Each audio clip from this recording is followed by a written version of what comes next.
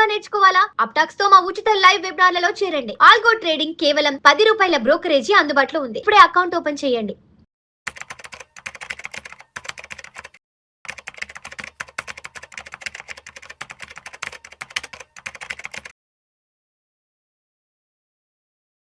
అనిల్ గారు నమస్తే సార్. నమస్తే విష్ణు గారు. అనిల్ గారు ఒక్కసారి ఇవాళ మార్కెట్ క్లోజింగ్ ఎక్కడో చూద్దాము. ఇవాళ జూన్ 1 మండే. సెన్సెక్స్ విషయానికి వస్తే 508 పాయింట్ల నష్టంతో 74,267 వద్ద క్లోజ్ అయింది. నిఫ్టీ విషయానికి వస్తే 165 పాయింట్ల నష్టంతో 23,382 వద్ద క్లోజ్ అయింది. అండ్ బ్యాంక్ నిఫ్టీ విషయానికి వస్తే 596 పాయింట్ల నష్టంతో 53,643 వద్ద క్లోజ్ అయింది. ఒక్కసారి సెన్సెక్స్ గురించి కొంచెం డీటెయిల్గా చూస్తే Sensex crashes 1000 points from days high and Nifty below 23,450 దగ్గర. ఏంటి మార్కెట్లో ఇంత పెద్ద ఎత్తున నష్టాలు, మార్కెట్లో నష్టాల విధ్వంసం ఏమాత్రం ఆగట్లేదు. ఎప్పటికి అసలు ఈ మార్కెట్లో కోలుకునే అవకాశం ఏమైనా కనిపిస్తుందో దగ్గరలో? అది $1 మిలియన్ ప్రశ్న అది. బట్ ఒకటి పక్కా ఏంటంటే మాత్రం మార్కెట్స్ కొంచెం హోప్ ఏముండిందంటే జూన్ కొత్త మంత్ అట్లీస్ట్ పాజిటివ్గా స్టార్ట్ అవుతుంది అనుకున్నాము. ఎందుకంటే లాస్ట్ మంత్ మనం చూసుకుంటే సెన్సెక్స్ కానీ ఈవెన్ నిఫ్టీ కూడా దగ్గర 3.5% 30 డేస్లో పడిపోయాయి. 31 డేస్లో. సో లాస్ట్ 1 వీక్లో ఒక్క 1 వీక్లోనే 1.5% పడింది సెన్సెక్స్ కానీ నిఫ్టీ కానీ. అండ్ ఈ క్వార్టర్లో కూడా అంత గొప్పగా లేదు. అండ్ ఈ హాఫ్ ఇయర్లో 6 మంత్స్లో కూడా 13.5% డౌన్ ఉన్నాయి మార్కెట్స్. సో ఈ పరిస్థితులన్నీ మారాలి అంటే మారొచ్చు. కాకపోతే ఒక్కటి ఏం జరిగిందంటే ఫ్రైడే రోజు ఏదైతే లాస్ట్ 15-20 నిమిషాల్లో హాఫ్ అన్ అవర్లో క్విక్ సెల్ ఆఫ్ జరిగింది. బట్ అంటే దానికి మల్టిపుల్ రీజన్స్ ఉండొచ్చు. బట్ మేజర్ రీజన్ మాత్రం ఎంఎస్సిఐ రీజిగ్, అంటే ఎంఎస్సిఐ ఇండెక్స్ ఏదైతే ఉందో అందులో కొన్ని కంపెనీస్ పైకి వెళ్తాయి, కొన్ని కిందికి వస్తూ ఉంటాయి. అది ఆ షఫుల్ అనేది మొన్న ఫ్రైడే రోజు సాయంత్రం జరిగింది. దానివల్ల హ్యూజ్ సెల్ ఆఫ్ జరిగింది. ఇది అందుకోసమే చూసుకుంటే ఆ రోజు మనము ఫ్రైడే ఒక్కరోజు నియర్లీ ఎఫ్ఐఐస్ 21,000 కోట్లు, ఆల్మోస్ట్ 21,106 కోట్ల వర్త్ రూపీస్ షేర్స్ అమ్మేశారు ఆ ఒక్కరోజు. అండ్ డిఐఎస్ కూడా ఏం తక్కువ తినలేదు, 16,760 కోట్లు కొన్నారు. సో డిఐఎస్ నుంచి సపోర్ట్ వచ్చింది. బట్ ఎఫ్ఐఎస్ మ్యాసివ్గా సెల్ చేయాల్సి వచ్చింది. But major thing could be MSCI అనేది ఒక రీజన్. అండ్ ప్రాబబ్లీ ఏంటంటే బిఫోర్ ఈ క్వార్టర్లో ఏవైతే స్టాక్స్ అండర్ పర్ఫామ్ చేశాయో వాటిల్లో బయటికి వెళ్ళిపోయినట్టు అనిపించింది. ఒకసారి ప్రభుత్వం ఇంకొకటి చెప్పింది, ఈ వారంలో long term capital gain especially FIs మీద ఏమైనా రివిజన్ జరగవచ్చనే అనౌన్స్మెంట్ ఒకటి. యుద్ధం ఆగిపోయి ఆల్రెడీ మనం చూస్తున్నాము. క్రూడ్ ఆయిల్ కూడా కొంచెం కూల్ ఆఫ్ అయింది. సో క్రూడ్ ఆయిల్ ఇంకా తగ్గిపోవచ్చు, తగ్గితే మళ్ళీ యుద్ధం కొంచెం ఆగితే ఇంకా తగ్గిపోతుందనే ఆశ కావచ్చు. ఇవన్నీ పరిస్థితుల వల్ల కూడా కొంచెం మనకేంటంటే మార్కెట్స్లో నెక్స్ట్ మంత్ కావచ్చు కాబట్టి ఏవైతే స్టాక్స్ పర్ఫామ్ చేయలేదో వాటి మ్యాసివ్ సెల్ ఆఫ్ అనేది మాత్రం జరిగింది. అండ్ అదే ఇవాళ కూడా కొంచెం కంటిన్యూ అయినట్టు అనిపిస్తూ ఉంది. సో ఇవాళ కొంచెం పొద్దున్న బెటర్గానే మార్కెట్ స్టార్ట్ అయింది. But by end of the day ఒక మీరు చెప్పినట్టు 500-600 పాయింట్లు సెన్సెక్స్లో, 500 పాయింట్లు అటు నిఫ్టీలో 165 పాయింట్లు కరెక్షన్ అయింది. బట్ దిస్ ఈజ్ ఓన్లీ మీరు అన్నట్టు ఎన్ని రోజులు అనే క్వశ్చన్ అందరికీ వస్తూ ఉంది. సో ఈ ఎన్ని రోజులు అనేది డిపెండ్స్ ఆన్, ఇది మనం అరిగిన పాత రికార్డ్ లాగా చెప్తున్నా కానీ నిజం ఏంటంటే అటు క్రూడ్ ఆయిల్ తగ్గాలి అంటే అక్కడ యుద్ధం ఆగాలి. సో ఓవర్ ద వీకెండ్ కొంచెం అటు ఇరాన్ కానీ ఇటు అమెరికా కొన్ని దాడులు చేసుకున్నా కానీ ఇంకోవైపు నుంచి ఏంటంటే అగ్రిమెంట్ అయితే ఫినిషియల్ స్టేజెస్కి వచ్చింది అనే డిస్కషన్ మాత్రం అమెరికా ముందుకు తీసుకొస్తూ ఉంది, స్ట్రాంగ్గా తెస్తుంది. అది అయిపోతే మాత్రం మార్కెట్స్ ప్రాబ్లీ కొన్ని సెక్టర్లు ఇమ్మీడియట్గా రికవర్ అవుతాయి. కొన్ని సెక్టర్లు ఏవైతే మన క్రూడ్ ఆయిల్ మీద డిపెండెంట్గా ఉన్నాయో అవి కొంచెం టైం పట్టచ్చు. ఎందుకంటే ఎక్కువ మటుకు ఏంటి, క్రూడ్ ఆయిల్ ఒక 1 మంత్ ఫార్వర్డ్ బయింగ్ నడుస్తూ ఉంటుంది. రిఫైనరీస్ ఆల్రెడీ ఇప్పుడున్న కరెంట్ ప్రైస్లో కొనేసి ఉంటారు నెక్స్ట్ మంత్కి కూడా. సో అవి కూల్ ఆఫ్ అయ్యి బయటికి రావాలి అంటే ఇంకొక 2 నెలలు 3 నెలలు పడుతుంది అనమాట. బట్ సో కొన్ని సెక్టర్లు తప్పించి ఒకసారి యుద్ధం ఆగిపోతుందంటే మాత్రం ఇప్పుడు మ్యాసివ్ బయింగ్ ఆపర్చునిటీ మనం చూసుకుంటే Q4లో huge difference in last few years కన్నా one of the best quarter was Q4 for small caps and mid caps అనమాట. సో అక్కడ ఇప్పుడు మ్యాసివ్ బయింగ్ ఆపర్చునిటీస్ ఉన్నాయి.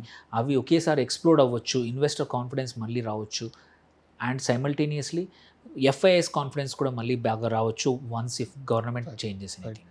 సో అనిల్ గారు, అంటే ఇప్పటి వరకు మార్కెట్ నష్టాలకి కారణంగా మనం అంటే గ్లోబల్గా ఉన్న చాలా అన్సర్టనిటీస్ గురించి మాట్లాడుకున్నాం, జియో పొలిటికల్ టెన్షన్స్ ఇవన్నీ మాట్లాడుకున్నాం.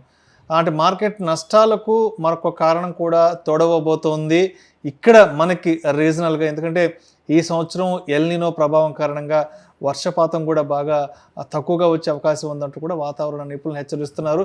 మార్కెట్ వర్గాల్లో కూడా దీనికి సంబంధించి కొంత డిస్కషన్ స్టార్ట్ అయింది. ఎందుకంటే ఆల్మోస్ట్ జూన్ స్టార్ట్ అయిపోయింది. జూన్ అంటే ఎవరికి మాన్సూన్ స్టార్ట్ అయిపోయి వ్యవసాయ కార్యక్రమాలన్నీ కూడా స్టార్ట్ అవ్వాల్సిన మంచి పీక్ సీజన్. బట్ ఇంకా కూడా ఎండలు 46-47 డిగ్రీలు ఎండలు వాయించి కొడుతున్నాయి. అంటే వాతావరణం మీద కూడా ఈసారి కొంత భయము, అభద్రతా భావం ఏర్పడింది. కాబట్టి ఇది కూడా మార్కెట్లకు ఏదన్నా అంటే మార్కెట్ నష్టాల్లోకి వెళ్ళడానికి ఇది కూడా మరొక కారణం ఏదైనా యాడ్ అయ్యే అవకాశం ఉందంటారా? అది మీరు అన్నది నిజము. ఎందుకంటే మనం ఇండియన్ ఎకానమీకి మాన్సూన్ సార్ చాలా important. But one thing for sure, El Nino వల్ల మొత్తం అయితే వర్షం ఆగదు. కొన్ని ప్లేసులు మాత్రమే ఇంపాక్ట్ అవుతాయి. సో ఈ ఇంపాక్ట్ కూడా మరీ మ్యాసివ్గా ఉండకపోవచ్చు అనేది ఇది ఇంతకుముందు 1-2 సంవత్సరాలు, ఒక 10-12 సంవత్సరాల క్రితం జరిగింది ఎల్ నినో ఎఫెక్ట్. ఈసారి అంతగా ఉండకపోవచ్చు అనేది చెప్పారు. అండ్ ఇంకొకటి మనకి ఏంటంటే ఫుడ్ ప్రొడక్షన్ మనము సఫిషియెంట్గా ఉంది. ఓన్లీ 1-2 చిన్న సెక్టార్లు మాత్రమే ఎఫెక్ట్ అవ్వచ్చు, బ్రాడ్గా ఎఫెక్ట్ కాకపోవచ్చు. కాకపోతే ఏంటంటే రూరల్ ఎకానమీలో కొంచెం కన్జంప్షన్ దసరా దీవాళి అప్పుడు ఇది ఎఫెక్ట్ ఏమైనా ఉంటే కొంచెం తగ్గుతుంది. కానీ బట్ అదర్వైజ్ ఇది అంత స్లో డౌన్ అయ్యే అవకాశం లేదు. ఎందుకంటే ఓన్లీ ఒక స్మాల్ ఏరియాస్లో, కొన్ని ఏరియాస్లో మాత్రమే మేజర్ ఎఫెక్ట్ కనబడే అవకాశం ఉంది ఎల్ నినోది. నేను చదివింది ఏంటంటే ఓన్లీ కొన్ని ఒక 5-6 ప్రాంతాల్లో. So effect will be less ఉన్నా కానీ కొన్ని సెక్టర్స్ మీదనే తప్ప ఎక్కువ సెక్టర్స్ మీద ఉండదు. సో భయపడాల్సిన అవసరం లేదు ఎల్ నినోది. సెక్టర్లు కూడా చూసుకున్నా ఇవాళ మాత్రం, ఎందుకంటే ఇట్లాంటి టైంలో పర్ఫామ్ చేసేవి డిఫెన్సివ్ కానీ or IT, because USD INR చూసుకుంటే. సో ఐటీ అందుకే 2.66% పెరిగింది ఇండెక్స్.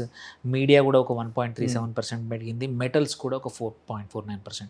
అదర్వైజ్ మిగిలిన అన్ని సెక్టర్స్ రైట్ ఫ్రమ్ అనిల్ గారు. అండ్ అదేవిధంగా ఇవాళ బ్యాంక్ నిఫ్టీ కూడా గట్టిగానే దెబ్బతినింది. ఆల్మోస్ట్ 596 పాయింట్లు బ్యాంక్ నిఫ్టీ కూడా కొంచెం నెగిటివ్లోకి వెళ్ళడం జరిగింది.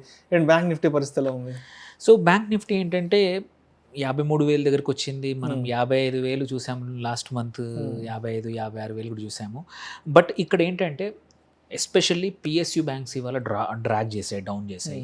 అవి కొంచెం వాల్యుయేషన్ చూసుకున్నా కొంచెం హెవీగానే ఉంది ఆల్రెడీ. అదే వేరేజ్ అందుకని చూస్తే ఇవాళ పిఎస్యు బ్యాంక్స్ 1.85% పడిపోయింది ఇండెక్స్. సో వేరేజ్ అదే ప్రైవేట్ బ్యాంక్ చూసుకుంటే ఓన్లీ 1%, 0.98% పడిపోయింది. సో ఇవన్నీ కూడా ఏంటంటే ఈ అన్సర్టనిటీస్ వల్ల తప్ప.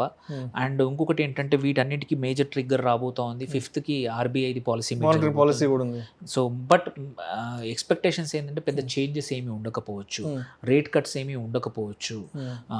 సో అంటే RBI most probably stance same, అంటే సిమిలర్గా ఇంకొక క్వార్టర్ వరకు అలాగే ఉంచవచ్చు అనే అవకాశాలు ఉన్నాయి. సో అది డైరెక్షన్ వస్తే మాత్రం మార్కెట్స్ మళ్ళీ పికప్ అవ్వచ్చు. Because most of the financial services, NBFCs, private banks కూడా రిజల్ట్స్ చాలా మంచి డీసెంట్గా ఇచ్చాయి. సో వాటికి తగ్గట్టు అర్నింగ్స్ తగ్గట్టు గ్రోత్ అనేది మార్కెట్లో కనబడట్లేదు. సో దానికి only reason uncertainty and FIs selling. So ఈ రెండు కూడా ప్రాబ్లీ ఒక 15 రోజుల్లో యుద్ధం ఏదైనా అయిపోయింది, అగ్రిమెంట్ అయింది అంటే మాత్రం ఇవి మ్యాక్సిమం బెనిఫిట్ అయ్యేది మాత్రం ఐటీ ఇప్పుడు ఏదైతే రికవర్ అవుతుందో అప్పుడు దెబ్బతినొచ్చు.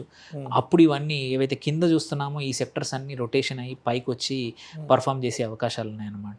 సో ఆ లెక్కను చూసుకుంటే ఇప్పుడు ఇది గుడ్ బయింగ్ ఆపర్చునిటీ. మీరు అడిగినారు బ్యాంక్ నిఫ్టీ ఏంటంటే గుడ్ లెవెల్స్లో ఉంది, ఇప్పుడు కొనుక్కోవచ్చు. ఇది నిఫ్టీ ఆల్మోస్ట్ 23,400కి వచ్చింది. అవును. సో అది కానీ ఈవెన్ బ్యాంక్ నిఫ్టీ కూడా 55,000 కన్నా కిందికి వచ్చింది. సో చాలా స్టాక్స్ ఇప్పుడు డిస్కౌంట్లో ఉన్నాయి. వాటిని కొనుక్కుంటే ఒక 2 months 3 months ఎవరైతే ఇన్వెస్ట్ చేద్దాం అనుకునే వాళ్ళకు వండర్ఫుల్ టైం ఇట్లాంటి టైంలో ఎంటర్ అవుతాయి. సో ఈవెన్ కొన్ని స్టాక్స్ కూడా కొన్ని మనం చూస్తే సేమ్, ఎందుకంటే ఐటీ కాబట్టి ఇవాళ ఐటీ స్టాక్స్ అన్ని బాగా పర్ఫామ్ చేసే టెక్ మహీంద్రా కానీ, ఎల్ఎన్టీ మైంట్రీ కానీ, కోల్ ఇండియా ఒకటి, టీసీఎస్ ఒకటి, ఇవన్నీ బాగా పర్ఫామ్ చేశాయి. అండ్ లూజర్స్ చూసుకున్న ఏవైతే రీసెంట్గా మంచి ర్యాలీ చూసిన ట్రాన్స్మిషన్లో ఉన్న జీ వర్నోవా ఒకటి, ICICI AMC which wonderful results ఇచ్చింది, but I think most probably profit booking కనబడింది, 6% డౌన్ అయింది. Hitachi, Adani power and Vedanta ఇవన్నీ కూడా 4.5-5% డౌన్ అయ్యాయి.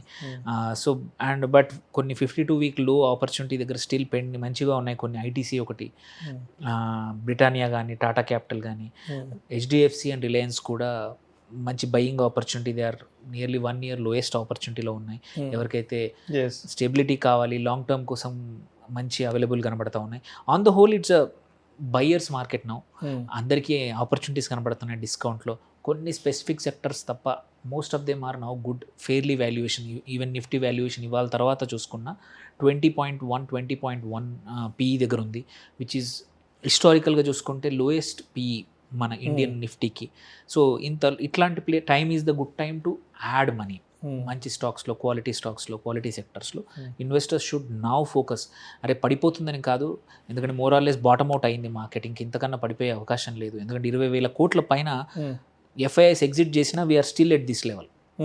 ఇంకా ఇక్కడ నుంచి కొద్దిమందికి ఆశ ఉంది, 21,000 ఇంపాసిబుల్. ఎందుకంటే ఇంత సెల్ ఆఫ్ జరిగినా అంత డొమెస్టిక్ సపోర్ట్ ఉంది కాబట్టి భయపడాల్సిన అవసరం లేదు. 23,000 ఈజ్ ద బేసిస్. ఇప్పుడు ఆల్రెడీ బేస్ దగ్గర ఉన్నాము, ఇక్కడ ఎంటర్ చేసుకోవచ్చు మంచిగా. కంక్లూజన్గా రేపటికి మార్కెట్లు ఏమన్నా అంటే రేపటికి మార్కెట్లు పాజిటివ్గా ఉండడానికి ద బెస్ట్ పాసిబిలిటీస్ ఉన్నాయి, నెగిటివ్లోకి వెళ్ళడానికి రీజన్స్ ఏమున్నాయి? రేపు మోస్ట్ ప్రాబ్లీ పాజిటివ్లో ఉంటుండొచ్చు మార్కెట్. ఎందుకంటే by end of the day ఇవాళ international markets like European markets కానీ, యుఎస్ మార్కెట్స్ కూడా పాజిటివ్ ఉండే అవకాశాలు ఉన్నాయి. Quite a few companies good results ఇచ్చాయి, on par or better results ఇచ్చాయి. సో వాటి ప్రభావం రేపు పొద్దున ఏషియన్ మార్కెట్లు, దాని తర్వాత ఓపెన్ అయ్యే మన మార్కెట్ మీద కూడా పక్కా కనబడుతుంది. రేపు మోర్ ఆర్ లెస్ ఇంత ఫాల్ జరిగాక, ఫ్రైడే రోజు అండ్ ఇవాళ జరిగాక కంపల్సరీ మార్కెట్స్ రేపు రికవరీ అవుతాయి పక్క. ఈ రికవరీలో పక్క భాగం అయ్యేవి బ్యాంక్స్, ఫార్మా. ఇవాళ మెటల్స్ ఇవాళ ఉండింది, రేపు కూడా మెటల్స్ కంటిన్యూ చేసే అవకాశం ఉంది. ఇవాళ మోస్ట్ ఆఫ్ ద లూజర్స్ రేపు విల్ డూ వెల్ అండి రేపు. Right sir, right sir. Thank you sir, thank you so much Anil garu. Thank you.